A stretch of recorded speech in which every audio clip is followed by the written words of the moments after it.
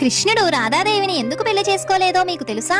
రాధాదేవి నన్ను పెళ్లి చేసుకో అని శ్రీకృష్ణుణ్ణి అడగగా కృష్ణుడు ఏం చెప్పాడో మీకు తెలిస్తే మీరు బాధతో ఏడ్చేస్తారు. కంసుణ్ణి చంపడానికి కృష్ణుడు బృందావనాన్ని వదిలి వెళ్లిపోతున్నప్పుడు మొత్తం బృందావనంలో ఉన్న వారంతా ఏడుస్తూ కృష్ణుడికి వీడుకోలు చెబుతున్నారు.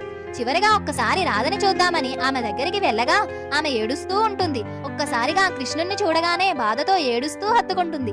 కన్నయ్య, మీ కళ్ళల్లో చూస్తుంటేనే అర్థమైపోతుంది ఇక నన్ను చూడడానికి మీరు ఎప్పుడూ రారు అని. నువ్వు లేకుండా నేను ఎలా బతకాలి? నన్ను వదిలేసి మీరు ఎలా వెళ్ళిపోతున్నారు? మీకు బాధ అనేది లేదా? నన్ను కూడా మీతో పాటు తీసుకొని వెళ్ళండి. ఇదిగో సింధూరం, ఇప్పుడే నన్ను వివాహం చేసుకొని మీ అర్ధాంగిలా చేసుకోండి అని ఏడుస్తూ అంటుంది. అది వినగానే శ్రీకృష్ణుడు ఆమె కళ్ళల్లో కళ్ళు పెట్టి చూడలేక మొహం పక్కకు తిప్పుకుంటాడు. ఏం కృష్ణ, నేనంటే మీకు ఇష్టం లేదా? నన్ను వివాహం చేసుకోవడం మీకు ఇష్టం లేదా అని రాధాదేవి ఏడ్చేస్తుంది.